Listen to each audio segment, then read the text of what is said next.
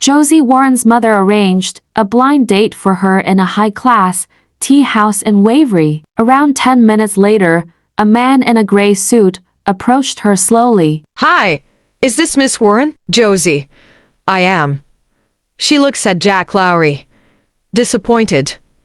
Josie thinking, is this the handsome man my mom described? Jack. I'm Jack Lowry.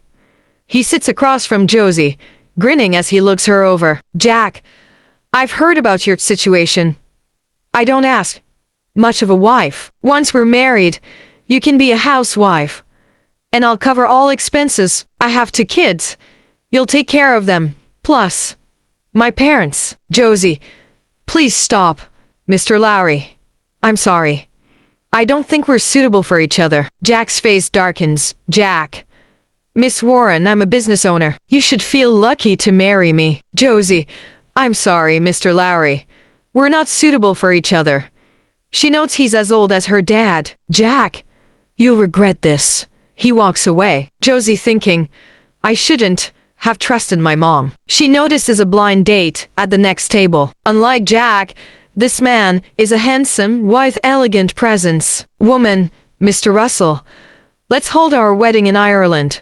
We can invite many guests. Dexter, I don't fancy women with too many fillers. Josie almost laughs, finding his response brilliant. Josie stands about to leave when a magnetic voice calls her. Dexter, enjoyed the show. She stiffens, turning to face him. Josie, hi, Mr. Russell. Dexter, sit. She sits reluctantly, glancing at him. I'll send the address and password to you later. You may move in tonight. Okay. They had to put up a good act. Besides, she had wanted to move out of her place, so she didn't mind at all. I'll bring you to meet Grandpa tomorrow. Even though he was unwilling to accept that his grandfather could only live for half a year more, he said, we'll divorce half a year later. During this period, you just need to coax him and make him happy. Don't think about anything else. Josie perceived the meaning of his cold words. She shouldn't hope to remain as Mrs. Russell for long. I understand about my father. Dexter checked his watch and said, I'll send someone to make the necessary arrangements immediately. All right.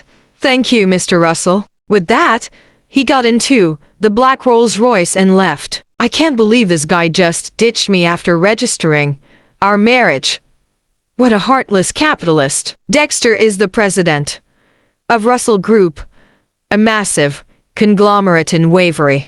Despite his wealth and power, Josie only met him once 3 years ago when he visited her department. Many thought he might be interested in her because of her beauty, but she found it unlikely and hadn't seen him since. Dexter stared at her with his deep-set eyes and asked, You're looking for a partner to get married with? Josie was dumbfounded. She wasn't the only one watching a show just now, but Dexter was watching hers too. Suddenly, Dexter's deep voice emerged. Josie, what about marrying me? Mr. Russell, what did you say? Josie thought she was hearing things. I said, marry me, Dexter repeated, himself impatiently. After a long time, Josie finally regained her senses. Mr. Russell, why me? The doctor said he's left with only half a year to live. His greatest wish now is to see me get married. His greatest wish now is to see me get married. I bluffed him and told him that I already have a girlfriend and that we're preparing to get married. As Josie listened attentively to the explanation, the same doubt surfaced in her mind. Why did he choose me? Perceiving Josie's confusion, Dexter took up the teacup and took a sip. You're an employee in Russell Group, which will make it easier for him to buy into it. 3 years ago, her father ran into a car accident and had been in a vegetative state ever since then. Dexter said, I'll take care of your father's medical fees if you marry me. Josie understood immediately. Dexter proposed a fake relationship and a fake marriage to fulfill his grandfather's wish. But how did Dexter know about this? Josie couldn't bother to mull over the question because the offer was highly tempting. I can hire the best medical team for your father. Josie wavered. Her eyes glistened as she changed her mind. I just have to marry into a wealthy family. Nothing can go wrong. Deal, Mr. Russell. Without wasting more time, Dexter took his coat and stood up. We're getting our marriage registered at the registry office now. Now? Josie was shocked, but when she met Dexter's frigid eyes, she nodded.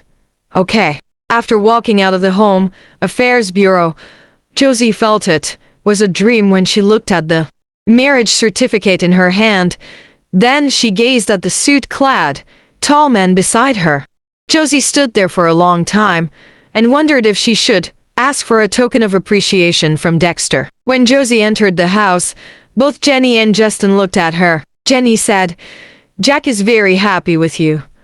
I know you're displeased with him, but he's a decent man. Despite being slightly advanced in age, he will treat you well. Moreover, you don't have to bear a child after marrying him. She interrupted Jenny and blurted, Say as you please, but I'll not marry him. Jenny hit the table and scowled. Josie Warren, you have to marry him. I'm your mother, so I have a say in your marriage. Josie took out the marriage certificate from her handbag and said with a smile, I'm already married. Bigamy is a crime. Jenny dashed forward and gasped, You're already married? To whom? Before Jenny could snatch the marriage certificate, Josie kept it back into her bag and threw her identity document on the table. She naturally wouldn't tell Jenny that she was married to Russell Group's president, so she hummed insouciantly, He works as a waiter in a restaurant. Didn't you want me to get married as soon as possible and get out of this house? Your wish has come true. You, Josie Warren, you're driving me crazy. Jenny snarled while covering her chest with her hand. Josie ignored her and went to pack her stuff in her room. A few minutes later, Jenny regained her composure and went to Josie's room. Josie, I don't care who you're married to. Justin and Nicole are getting married soon, so you have to contribute something as an elder sister. I don't have money. Jenny grasped Josie's hand, then divorced the man immediately and married Jack. We raised you all these years as a sister. You can't brush your brother aside. Coldness flashed through Josie's eyes as she shoved away Jenny's hand. Dad was the one raising me all these years, ever since he ran into a car accident. I've worked hard to earn my tuition fees at university. When did you contribute to raising me? Josie glared at Justin, who was leaning against the door, looking at them.